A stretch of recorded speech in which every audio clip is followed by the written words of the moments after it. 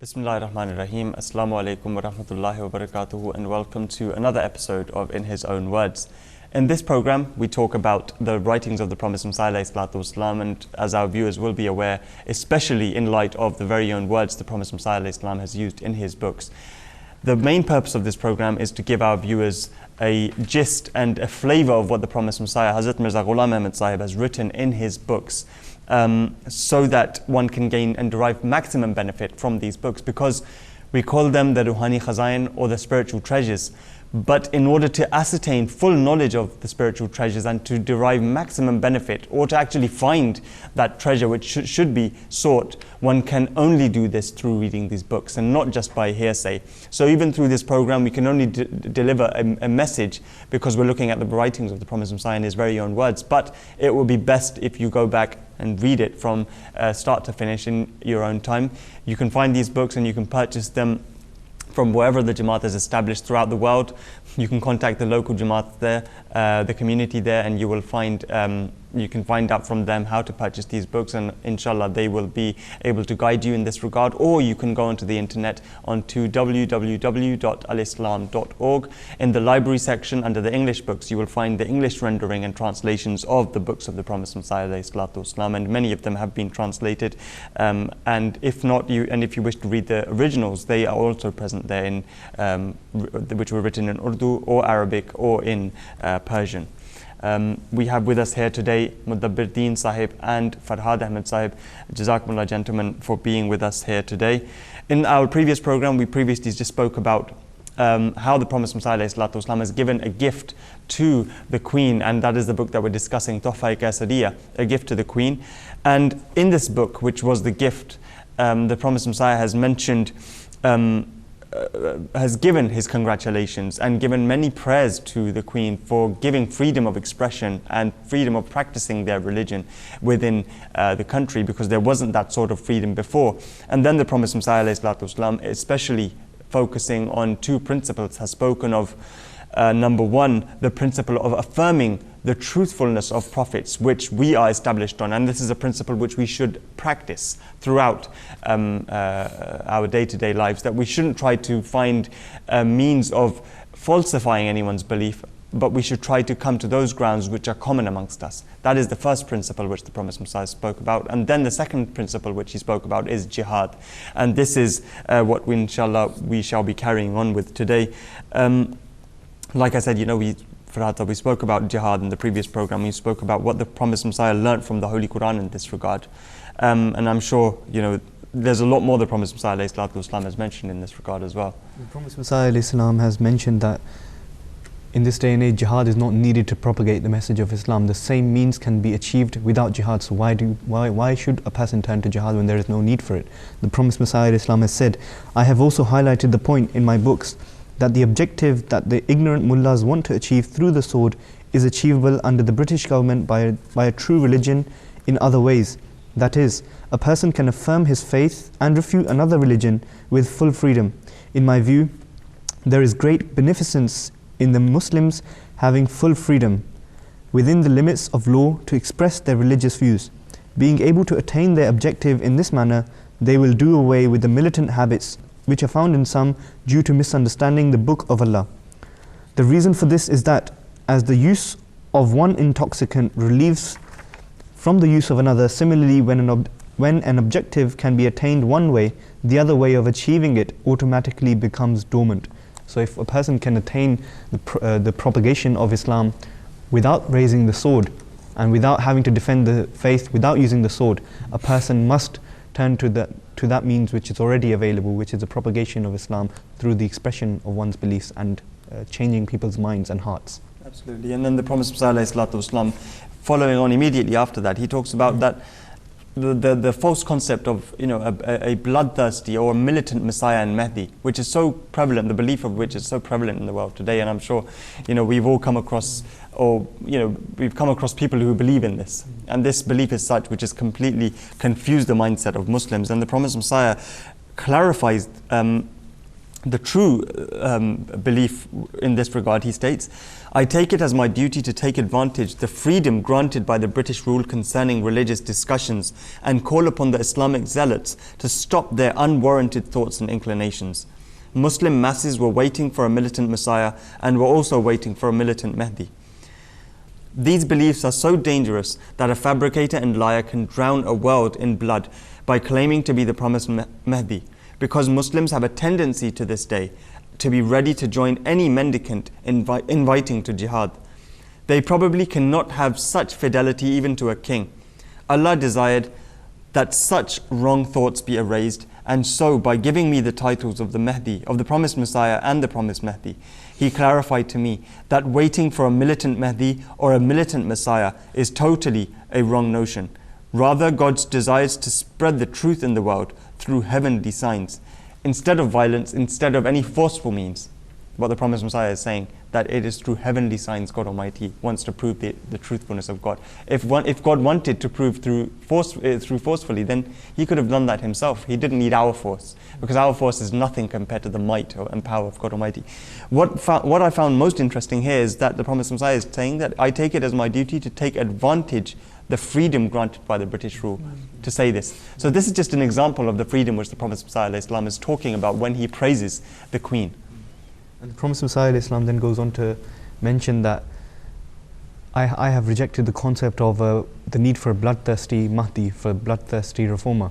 The Prophet Messiah says that because of that belief there has been a backlash against me, and the Prophet Messiah highlights that and says, alas, ever since I conveyed to the Indian Muslims that no militant Mahdi or militant Messiah is to appear in the world, and that instead a person was to come in peace, and I am that person, the ignorant mullahs have turned against me. They consider me an infidel and outside the faith. It is surprising that these people relish the bloodshed of humans, even though it is not the teaching of the Quran. Moreover, all Muslims do not hold such thoughts. It is the dishonesty of the Christian priests that they have unjustly attributed the idea of perpetual jihad to the Holy Quran. By doing so, they deceive some ignorant people and arouse their base passions. It is under divine commandment, not due to my own thoughts or volition, that I occupy myself in praying for this government, under whose shadow of security I am passing my days in peace. So here the Promised Messiah Islam highlighted one important aspect, which is that on the one hand you have the mullahs preaching jihad. On the other hand, you also have the opposite party, which is the priests and the Christian clerics. They are also saying the same thing over and over again, that Islam teaches violence, Islam teaches jihad of the sword. And that highlights the fact, which supports the violent mullahs concept and tells the Muslims and reaffirms them that what you're believing about a violent Islam is absolutely true, which is of course not the case. So both the religious clerics of the Muslims and the religious clerics of the Christians are held responsible for creating a notion of a violent jihad. Hazrat Masih Maud continues, and now he introduced himself before in the book, and now he's introducing his family. Hazrat Masih Maud states, I am from a family of the Punjab that has enjoyed the status of state rulers during the time of the Mughal kings.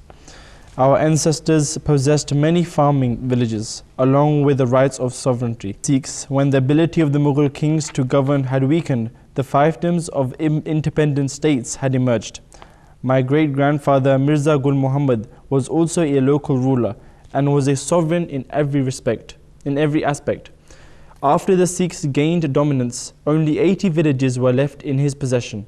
Soon, the zero of the number 80 was also disappeared, and perhaps only 7 or 8 villages were left. During the British rule, he was gradually left empty-handed.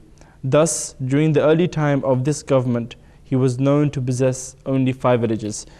And then Hazrat Masih Maud continues, he has presented a similarity between him and Jesus Christ. He writes, as he raised me in the likeness of Jesus Christ and put the essence of Jesus in me due to the sameness in nature, it was necessary that there be a sameness with respect to a lost authority. With the loss of state, this parallel also came to be fulfilled through the will of God. Jesus was the progeny of David, and none of the villages from the possessions of David the king and prophet of God, were left in the possessions of Jesus, except for the title of prince.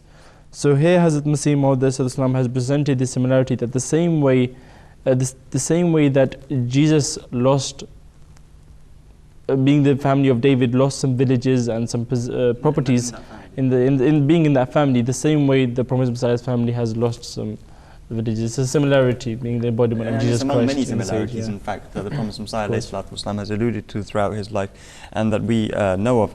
Then the Promised Messiah ﷺ goes on and talks about, it may seem that the Promised Messiah may be complaining, God forbid, that I lost so much property and now there is nothing. But the Promised Messiah immediately answers this allegation and states, I cannot exaggerate and say that I do not have a place to lay my head. But I am grateful that after all the trouble, so the Promised Messiah is emphasizing that, it's not that I have no place to stay. God Almighty has given me enough. I'll read it once again. I cannot exaggerate and say that I do not have a place to lay my head, but I am grateful that after all the troubles and rigors, which need not be mentioned in detail here, God Almighty took me in His lap mercifully, as He had taken that blessed person whose name was Ibrahim, Prophet Abraham, alayhi salatu wassalam.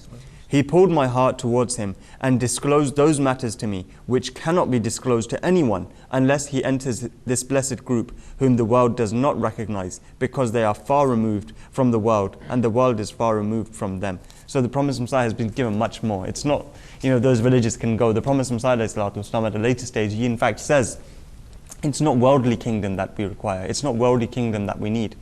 It's the heavenly kingdom that we require.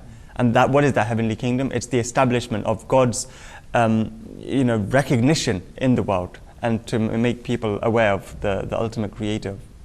And then the Promised Messiah Islam, after mentioning this point, comes back to mentioning that this book is being written to, again, the whole theme of the book being written for guiding the Queen and guiding the people. The Promised Messiah Islam says that in this next excerpt, the Promised Messiah Islam guides the Queen away from the concept of Trinity and towards the concept of unity.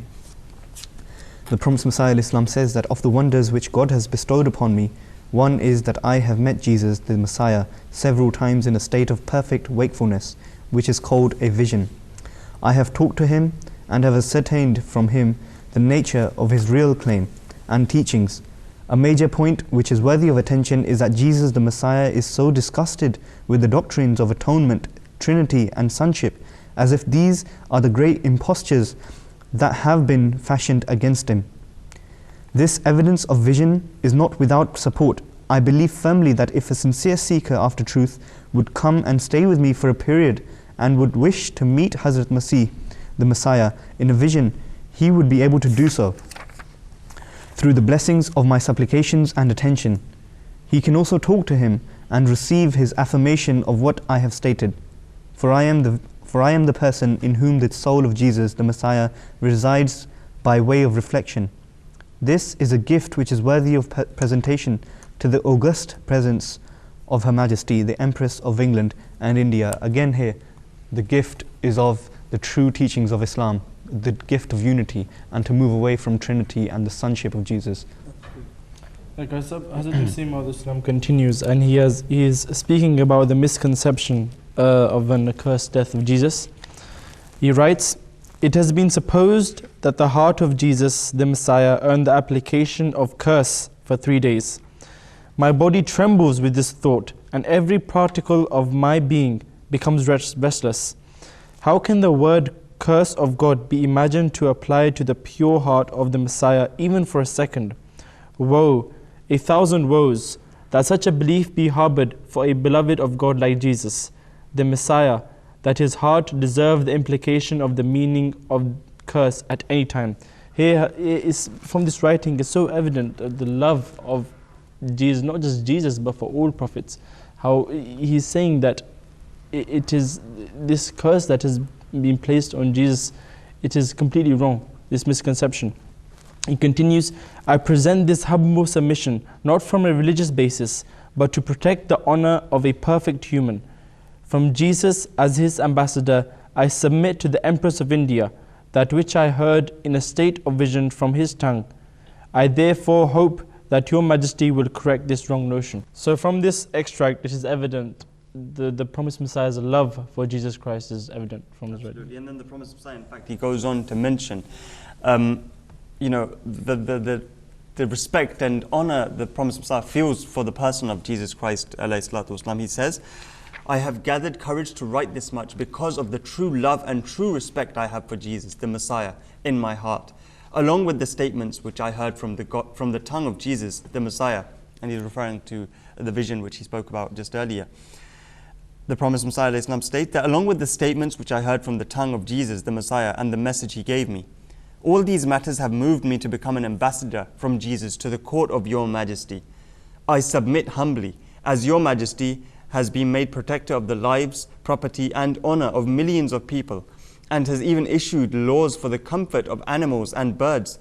How wonderful it would be that your majesty's attention should also turn to the hidden disrespect which is meted out to Jesus, the Messiah. You know, it's amazing how the Prophet Messiah ﷺ is mentioning his love and esteem for a prophet in whose dispensation he doesn't even belong.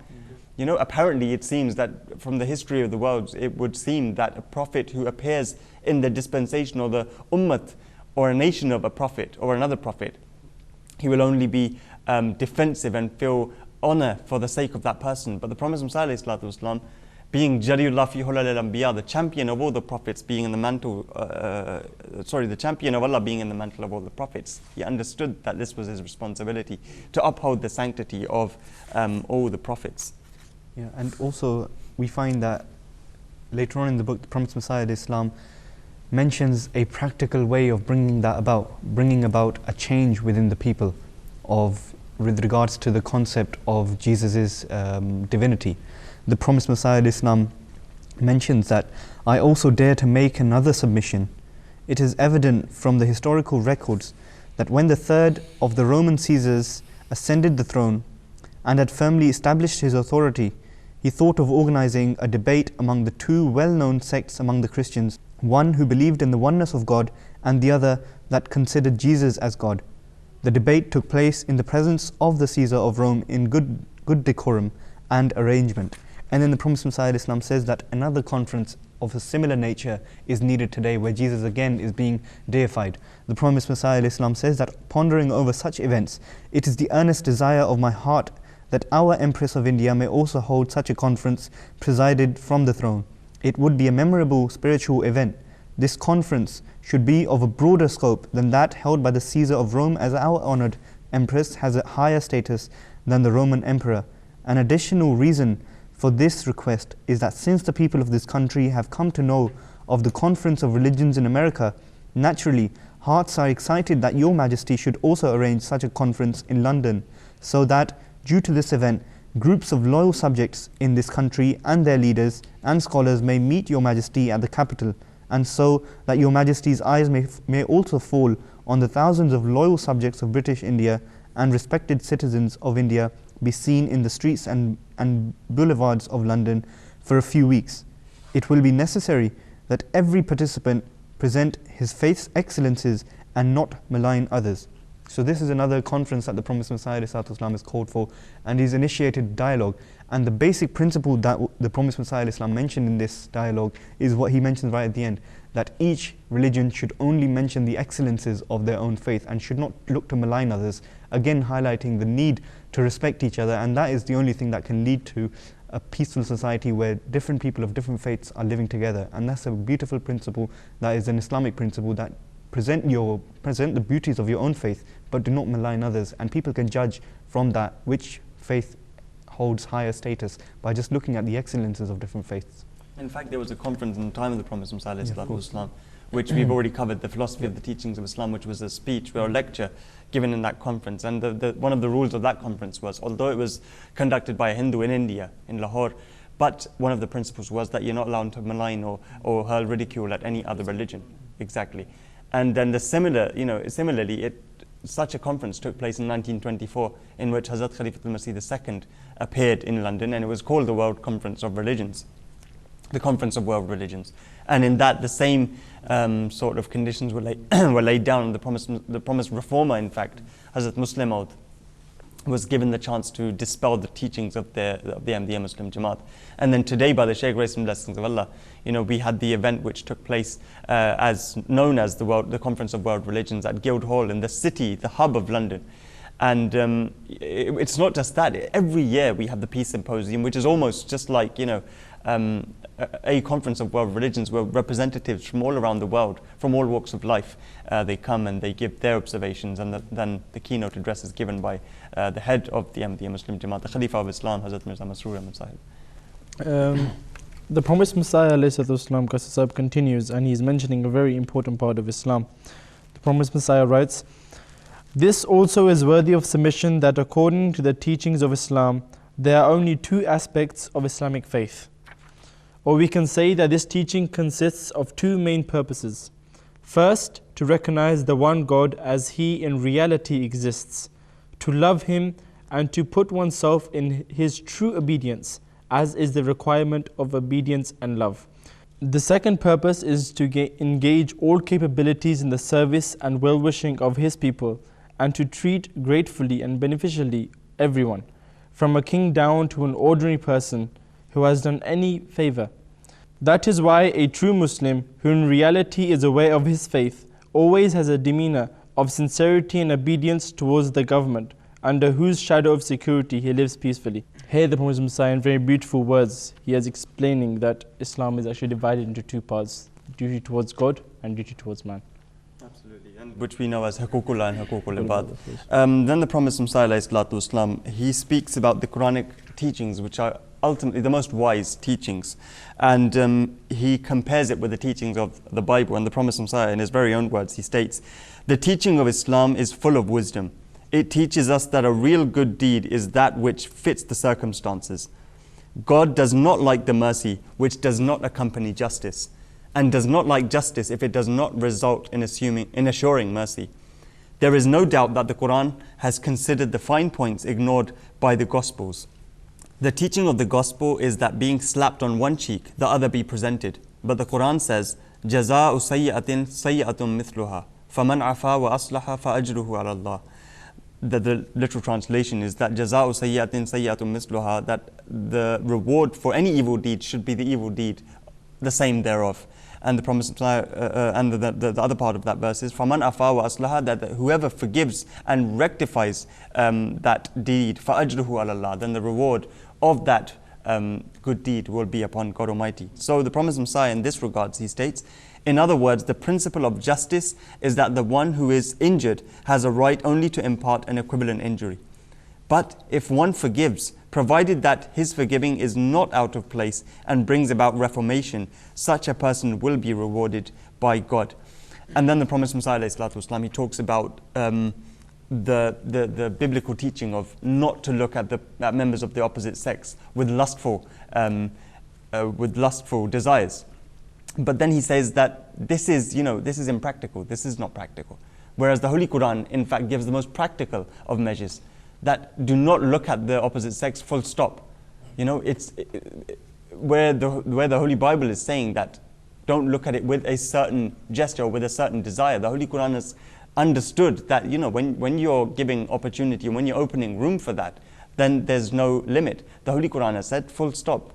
Avoid looking at members of the opposite sex, and keep your eyes down, keep your gaze down. And we find this teaching mentioned in the Holy Quran very emphatically. So this is what the Prophet Messiah Islam mentioning, or comparing the Quranic teaching and how perfect it is as compared to other teachings. And then the Prophet Messiah Islam, near the conclusion of this this first part of the book, the Prophet Messiah Islam mentions why is he so grateful to the government that he's residing under. And the Prophet Messiah Islam says that it is a matter of gratefulness that the oneness of God, which had disappeared from the earth, has been established again. I.e., under this government, we can propagate the message of true Islam and the true religion. Then the Prophet Messiah Islam says, there is a second matter for gratefulness. God always provides firm arguments for His existence, just as He manifested Himself to all the prophets, and from times immemorial illumined the world whenever He found it in darkness. He has not deprived the present age from His grace. Finding that the world had moved away from the heavenly light, He determined to brighten the face of the earth with a new light of understanding and to manifest fresh signs to illumine it. So He sent me, and I am grateful to him that he granted me a shelter under such a government that I am carrying out my work of advice and guidance freely under the shadow of its kindness. Though it is incumbent on everyone of the public to be grateful to this government, I think it behooves me more than everyone else to be grateful because my sublime objectives are being accomplished under the rule of the Empress of India. Certainly, these objectives could not be accomplished under another government, even if it were an Islamic government. So the promised Messiah Islam again here in the end highlights the freedom that this government has provided for each and every religion to propagate the message of Islam, and particularly the promised Messiah Islam being sent by God Almighty and coming under a rule of the British government which provides freedom for him to propagate the message of Islam, which is a great bounty of God Almighty, and the promised Messiah is grateful for that. Absolutely, and I think this is the most pragmatic, sort of gift that could have been given to the Queen at that time. Just as a piece of information for our viewers back home, this was a gift which the promised Messiah ﷺ sent to the Queen. But when allegations are raised that why was a gift given to the Queen at any stage, then one should realize that this wasn't a normal sort of gift. This was a gift with admonition and an invitation towards Islam, and mentioning the beauties of not just the Islamic teachings, but religion at large. And he was upholding the rights of every religion and upholding the sanctity of all prophets at large, including Jesus, son of Mary. But what needs to be remembered is that many Muslims at that time offered gifts, and they offered gifts in the form of pearls, in the form of jewels, in the form of Persian rugs. And that list is ongoing. So those people who asserted allegations against the promised Messiah ﷺ, the allegation turns back on them, that you had offered gifts of such worldly nature, whereas the promised Messiah ﷺ is rendering service to the cause of Hazrat Muhammad Mustafa ﷺ, as opposed to just worldly affairs. And he's giving that in return for marking the celebration of the Queen's Diamond Jubilee. And then the promised Messiah ﷺ, following on from this, he just, if I briefly mention, the book obviously ends here, but then the promised Messiah ﷺ, he talks about a meeting which took place of the community of the Ahmadiyya Muslim Jamaat, in which various people attended, and he has listed those people, the list of which goes up to over 200, over 300 names and attendees who marked the celebration of the Diamond Jubilee. And in that, speeches were given, and a special prayer was given by the promised Messiah ﷺ, and was read out by different people in various languages. This was a gift for the Queen, and like I said, you can go and read this for yourselves, and we would encourage that you do go back and read this for yourself to understand what the promised Messiah ﷺ, how he did celebrate the Diamond Jubilee of the Queen at that time, and which was completely different to any sort of celebration which was done at that time. From all of us here, until next time, Assalamu alaikum wa rahmatullahi wa barakatuh.